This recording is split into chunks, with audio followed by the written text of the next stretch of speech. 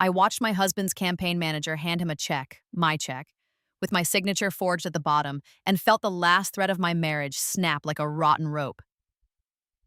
"Another million from your wife's trust fund," Marcus said, grinning. "She'll never notice. The woman can barely read a financial statement." David laughed, the sound I'd once found charming now grating like nails on glass. "She's too busy playing charity queen to pay attention. By the time she figures it out, I'll be governor, and it won't matter." They didn't see me standing in the doorway of David's campaign headquarters, hidden by the shadow of the filing cabinets. They had no idea I'd installed surveillance cameras throughout the office 3 weeks ago after my accountant flagged unusual withdrawals from my accounts. They certainly didn't know that every word they'd just spoken was being recorded in crystal clear audio, backed up to 3 separate cloud servers. I stepped back silently, my heels making no sound on the industrial carpet. My hands were steady, steadier than they'd been in years, because this moment, this betrayal, wasn't a surprise. It was a confirmation. I'd been reborn with the memories of my first life, and in that life, David had done exactly this. He'd stolen my inheritance, won the governor's race, and then divorced me the day after his inauguration, leaving me penniless and humiliated. I'd died alone in a state-funded nursing home, watching him on television as he climbed higher and higher in politics, using my family's money and name as his stepping stones. But this time, I knew. This time, I was ready. And this time, I was going to destroy him. My name is Catherine Ashford Hayes, though most people know me by my maiden name, Ashford, as in Ashford Technologies, Ashford Pharmaceuticals, and the Ashford Foundation. My great-grandfather built an empire from nothing, and my father had tripled it before his death when I was 23. I inherited everything. $2 billion in liquid assets, another billion in property and investments, and a business empire that touched everything from medical devices to software development. My mother had died when I was young, and my father never remarried. I was his only child, his princess, his entire world. Then I met David Hayes at a charity gala. He was a junior state senator then, handsome and charismatic with a smile that could melt ice and a way of making you feel like the only person in the room. He came from nothing, a single mother, a rough neighborhood, law school on scholarships. He was everything my father had been, self-made, ambitious, determined. We married within a year. My father had been dead for 2 years by then, and I was drowning in loneliness and responsibility. David seemed like a life raft. He listened to my problems, held me when I cried, and told me I didn't have to carry the weight of the Ashford legacy alone. In my first life, I'd believed him. I'd signed the papers he put in front of me without reading them. I'd merged my accounts with his for simplicity. I'd let him handle the finances because he was better with numbers. I'd watched my empire crumble piece by piece as he sold off assets, restructured companies, and invested in his political career. By the time I understood what was happening, it was too late. He'd moved everything into shell corporations and offshore accounts. When I threatened to divorce him, he produced a prenuptial agreement I didn't remember signing. But there was my signature, notarized and legal. I got nothing. Not even the house I'd grown up in. He won the governor's race by a landslide, funded by my money and my family's reputation. 3 months later, he married his campaign manager's daughter, a woman 20 years younger than me. I saw the wedding photos in a magazine while I was buying groceries with food stamps. I died 10 years later of a stroke, bitter and broken, in a Medicaid facility that smelled of bleach and decay. Then I woke up on my wedding day gasping for air, my heart pounding like I'd been running for miles. I was 25 again, standing in my childhood bedroom in the Ashford mansion wearing my mother's vintage Chanel wedding dress, the same dress I'd worn the first time. The memories came flooding back, not gradually, but all at once, like a dam breaking. Every moment, every mistake, every time I'd been too naive or too trusting. I remembered it all. I'd been given a second chance, and I was not going to waste it. The first time around, I'd been so in love, so desperate to believe David was different from the social climbers who'd pursued me my whole life. This time, I saw him clearly. A sociopath with a politician's smile and an actor's talent for sincerity. But I married him anyway. I know how that sounds, but I needed to understand exactly how he'd done it the first time. I needed to see his methods, document his crimes, and build an airtight case. More than that, I needed the world to see him for what he was. In my previous life, he'd been untouchable, the poor boy who made good, the devoted public servant. No one would have believed me if I'd accused him. So I played the part of the naive heiress again. I signed where he told me to sign, smiled at his political events, and wrote checks for his campaigns. But this time, I read everything first. I had copies made of every document. I hired forensic accountants and private investigators, all working under strict NDAs, all paid from accounts David didn't know existed. Because in my first life, I'd been an only child with no financial literacy and no one to guide me. In this life, I'd spent 5 years learning everything my father had never taught me. I took online courses in accounting, business law, and corporate finance. I studied my father's old files and learned how he'd structured his empire. I became the expert I should have been all along.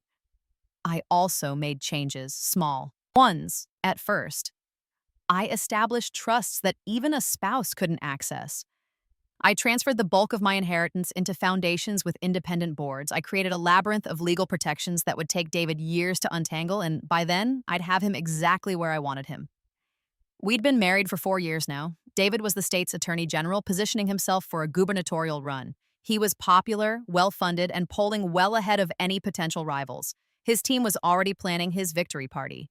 What he didn't know was that he'd been funding his own destruction. Every dollar he stole from me, and he'd stolen millions by now, thinking I was too stupid to notice, was documented, traced, and logged. Every forged signature, every fraudulent transfer, every shell corporation had a paper trail leading straight back to him. I had 5 external hard drives full of evidence stored in safety deposit boxes across 3 states. I had testimony from whistleblowers in his office, recordings of damning conversations, and forensic analyses that would make a prosecutor weep with joy. But I wasn't going to the police. Not yet. I was going to beat him at his own game. The turning point came on a Tuesday afternoon in March, 6 months before the gubernatorial primary. I was having lunch with Margaret Chen, a federal prosecutor I'd known since college. She'd been asking me for weeks to support her favorite candidate in the governor's race, a progressive reformer who wanted to clean up state politics. "Catherine, I know David's your husband," Margaret said, stirring her coffee, "but you have to know he's dirty. Everyone in the AG's office knows it. He's been using his position to shake down contractors, bury investigations into his donors, and God knows what else. Someone needs to run against him. Someone who can actually win." I set down my fork carefully. "Who did you have in mind?" "Honestly, you." I blinked. "Me?" "Think about it. You have name recognition, unlimited resources, and you're not a career politician, which plays well with voters right now.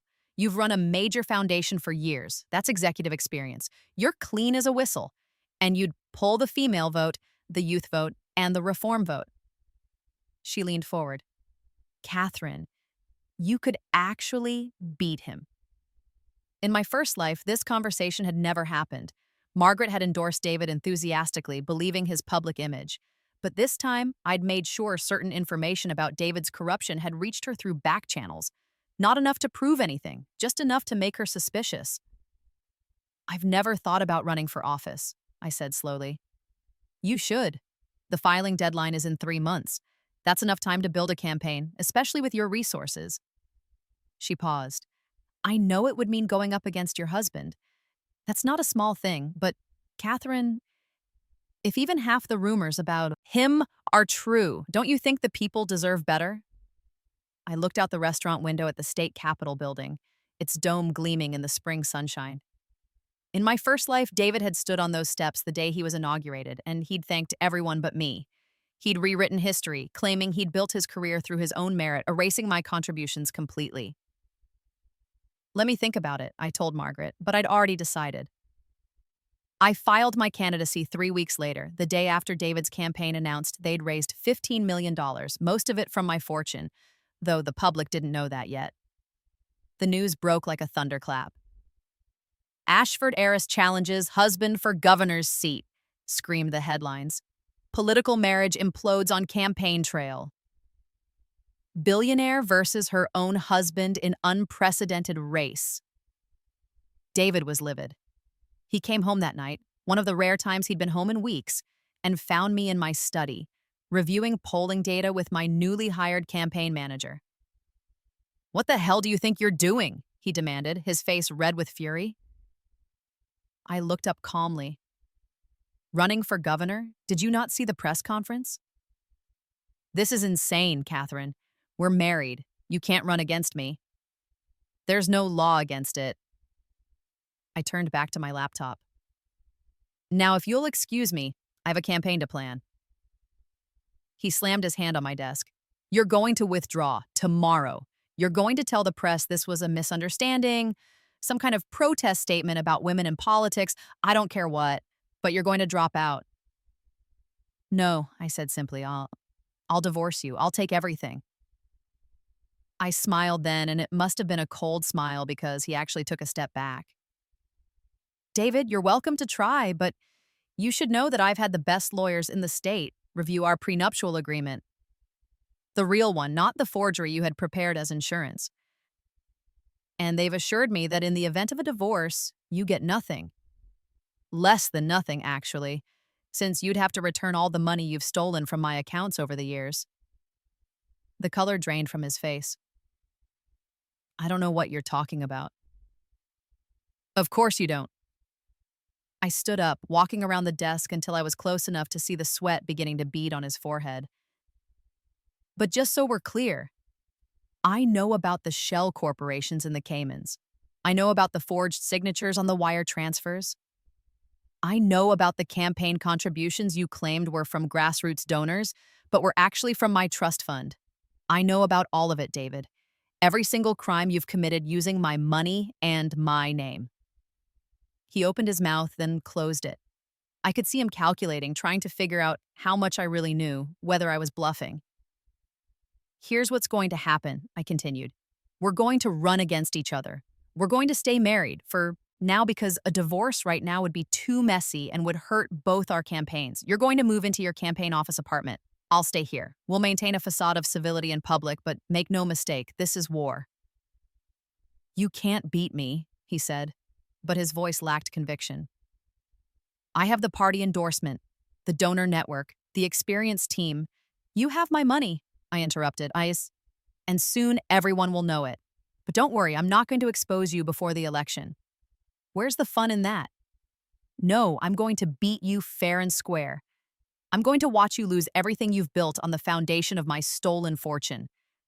And then, after I'm governor, I'm going to make sure you face consequences for every law you've broken." He stared at me like he was seeing me for the first time. In a way, he was. The Catherine he'd married, naive, trusting, desperate for love, was gone. In her place stood someone who'd lived through betrayal once and would never allow it again. "Who are you?" he whispered. "I'm Catherine Ashford, I said, "and I'm going to be your next governor." The campaign was brutal from the start.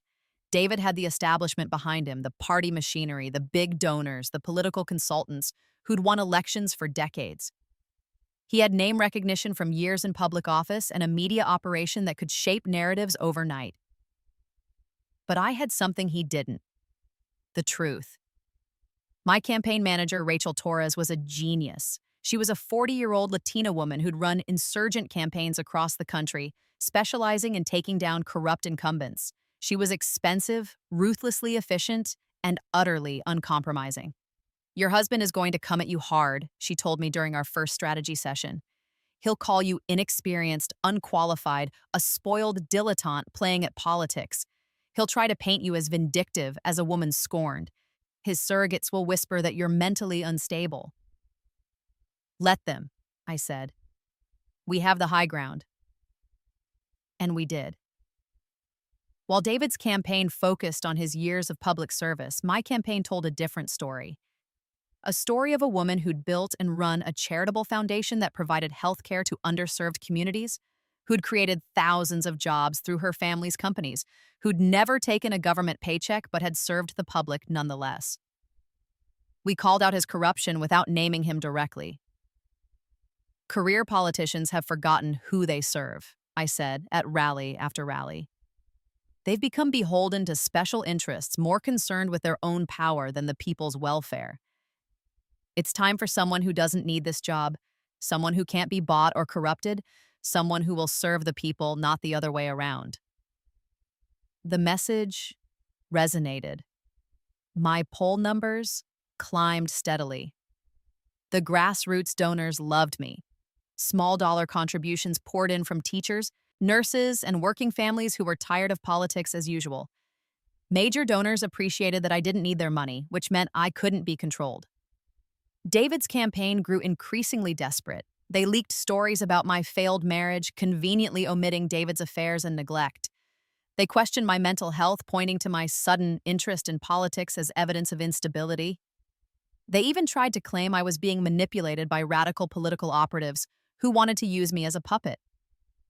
None of it stuck, because for every attack David's campaign launched, my team had a response grounded in documented fact.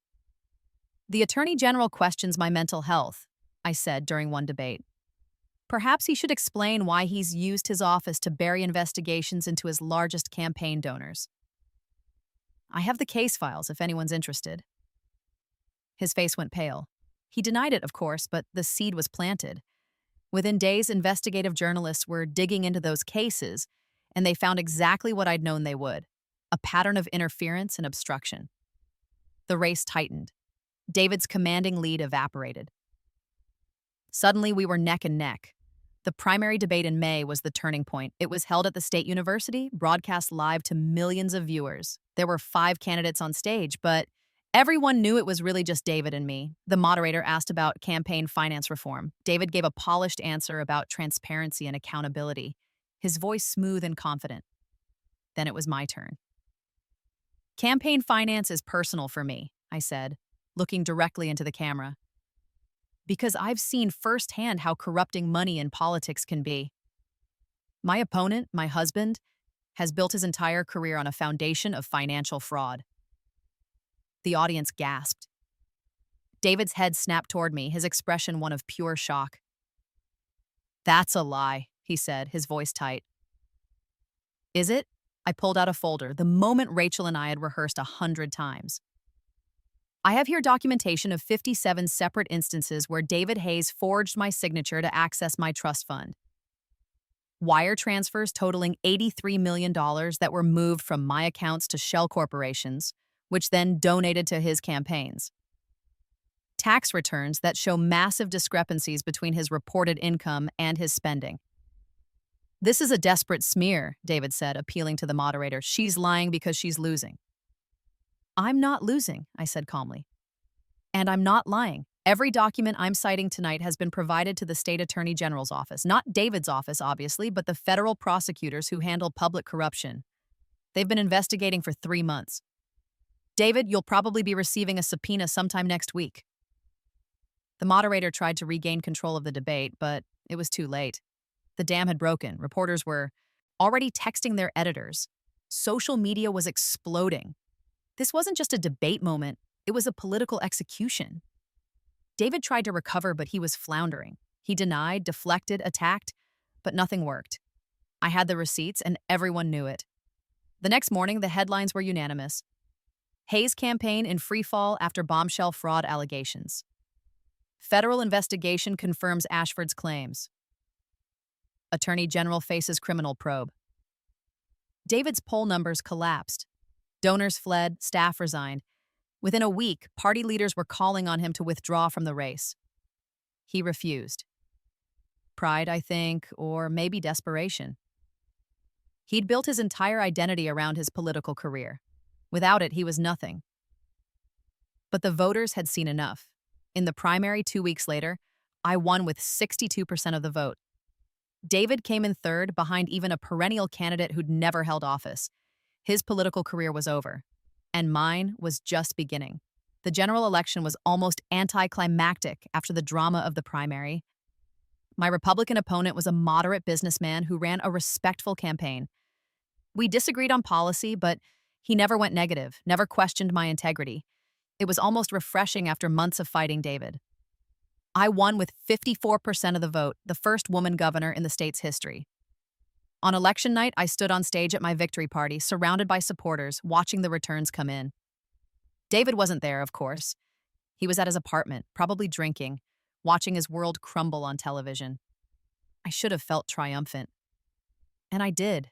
But it was a cold triumph, tempered by the memory of how much he'd taken from me in another life. "You did it," Rachel said, hugging me fiercely. "You actually did it." "We did it," I corrected. But inside, I was thinking, I did it. I beat him at his own game with his own playbook, and I didn't even have to cheat. The transition period was busy, forming a cabinet, planning policy initiatives, preparing for the inauguration. But I made time for one important meeting. Margaret Chen came to my office at the foundation carrying a briefcase full of documents. "The grand jury handed down indictments yesterday," she said, setting the briefcase on my desk. 17 counts of wire fraud, 12 counts of forgery, 8 counts of tax evasion, and 1 count of conspiracy to defraud. David Hayes is going to prison, Catherine. For a long time. I nodded slowly. And his assets? Frozen pending trial. And since most of them are technically yours, stolen from you, you'll get them back. Every penny. I don't want them back, I said. Use them to pay restitution to everyone else he defrauded. There were state contractors, right? People whose bids were rejected because they wouldn't pay bribes? Compensate them. Margaret looked surprised. You're sure? I'm sure. I don't want anything that's been touched by him. She smiled. You're going to be a good governor. I hoped so. God knows I'd paid enough to learn how to do it right. David's trial was quick. His lawyers tried to negotiate a plea deal, but the evidence was overwhelming. The jury convicted him on all counts after just 4 hours of deliberation. The judge sentenced him to 23 years in federal prison. I didn't attend the sentencing. I was busy being governor by then, signing bills and managing crises and learning how to lead a state. But I read about it in the papers, saw his mugshot on the news. He looked old, diminished. The charismatic politician was gone, replaced by a broken man in an orange jumpsuit. I felt nothing. Not pity, not satisfaction, nothing. He was simply irrelevant. I filed for divorce 3 months into my term. It was uncontested. David had no assets left to fight over, and his lawyers advised him to cooperate. The marriage was dissolved in less than 60 days. How do you feel? My therapist asked during one of our sessions. Free, I'd say. Free, I said. And I meant it. In my first life, David had trapped me in a cage of my own naivety and trust. He'd stolen not just my money, but my agency, my confidence, my sense of self. He'd made me feel worthless. This time, I'd freed myself. More than that, I'd proven to myself that I was capable, intelligent, and strong enough to beat him at his own game. What will you do now? The therapist asked. I thought about that. I had 3 more years in my first term as governor, and if things went well, I might run for re-election. After that? Maybe the Senate? Maybe something else entirely. Whatever I want, I said. That's the point, isn't it? I can do whatever I want. 5 years later, I stood on the steps of the state capitol, the same steps where David had once stood in my first life, accepting my second inauguration as governor. My approval ratings were at 71%. I'd passed comprehensive healthcare reform, raised the minimum wage, and invested billions in education and infrastructure. The state's economy was booming. People were happy. In the crowd, I spotted Margaret Chen, now a federal judge. Rachel Torres, who'd gone on to manage 3 more successful campaigns. My college roommate who'd flown in from California. All the people who'd believed in me when I was just starting out. David was in year 5 of his prison sentence. According to the reports I'd seen, he was a model prisoner, teaching GED classes to other inmates. Maybe he'd found some kind of redemption. I didn't know, and honestly, I didn't care. I'd wasted enough of my life on David Hayes. This life, this second chance, was mine. My fellow citizens, I said, beginning my inaugural address, 4 years ago you took a chance on someone who'd never held elected office. You looked past my inexperience and saw my potential. You believed in a vision of government that serves the people, not special interests. The crowd cheered. I smiled, feeling the warmth of the winter sun on my face. Today, I stand before you not as a political novice, but as your governor, tested, proven, and ready to lead us into an even brighter future. More cheers. I waited for them to subside. I've learned a lot in 4 years. I've learned that leadership isn't about charisma or polish or the ability to give a good speech. It's about integrity. It's about making hard choices for the right reasons. It's about serving something larger than yourself. I paused, thinking of the woman I'd been in my first life. Lost, betrayed, broken. And the woman I'd become in this one. Strong, confident, victorious. Most of all, I've learned that we define ourselves not by the circumstances we're born into, but by the choices we make when faced with adversity. Do we give up? Do we let others dictate our worth, or do we fight back? Do we seize our destiny with both hands and refuse to let go? The crowd was silent now, hanging on every word.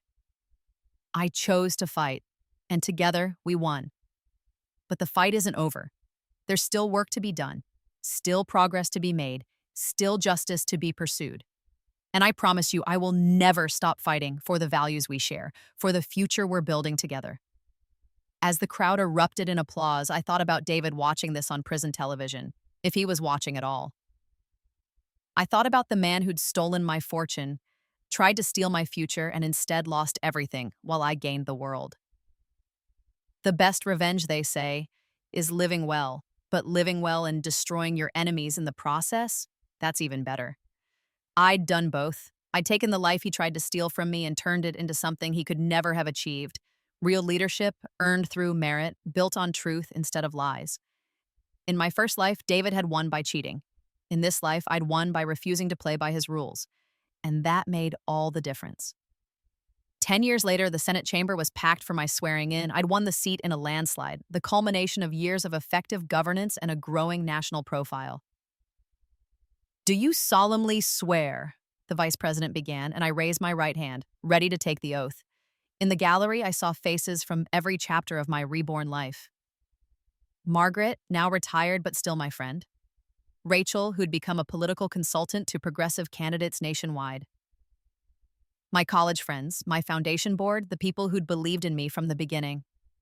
And sitting in the back row, almost invisible, was a man I'd never expected to see, David Hayes. He'd been released from prison 6 months earlier, having served 15 years of his sentence. He looked old now, his hair gray, his face lined. But he'd asked permission to attend through a mutual acquaintance, and I'd said yes. I wasn't afraid of him. I wasn't angry at him. He was simply a reminder of who I'd been and how far I'd come. After the ceremony, he approached me at the reception, nervous and hesitant. "Congratulations, Senator," he said quietly. "Thank you," I replied, my voice neutral. "I just wanted to say, I'm sorry for everything. I know it doesn't mean anything now, but you're right," I interrupted gently. It doesn't mean anything, but I appreciate you saying it anyway." He nodded, looking down at his shoes. "You've done remarkable things. Things I could never have done, even with all the advantages I tried to steal." "That's because I did them honestly," I said. "That's the part you never understood, David. Real power, real success. It comes from serving others, not from taking what isn't yours." "I know that now, he said. "Prison gives you a lot of time to think." "I'm glad you've learned something."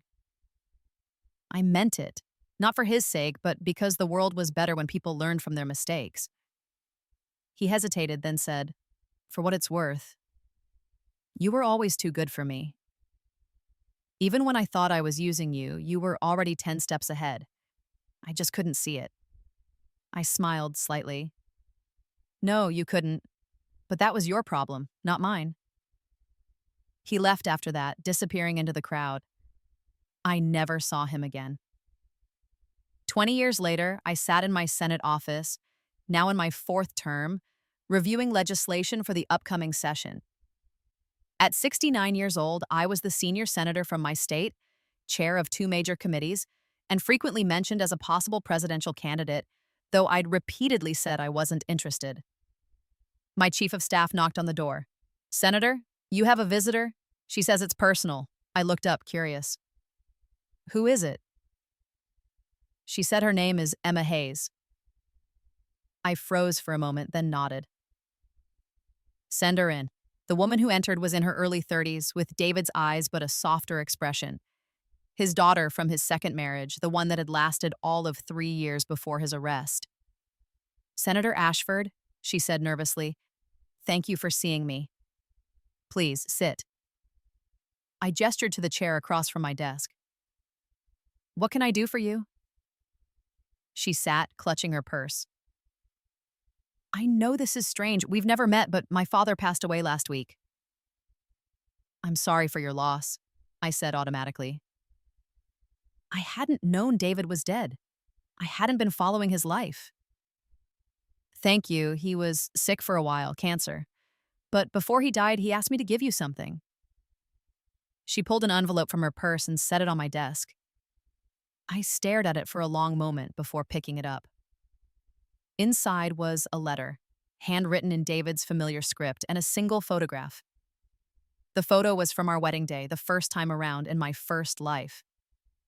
A photo that shouldn't exist in this timeline, because I'd lived that day differently. Yet here it was, me in my mother's dress, David in his tuxedo, both of us looking impossibly young and happy. My hands trembled as I unfolded the letter. "Catherine, I don't know if you'll ever read this or if Emma will even give it to you. But I'm dying, and there are things I need to say. I was a fool. Worse than a fool. I was a monster.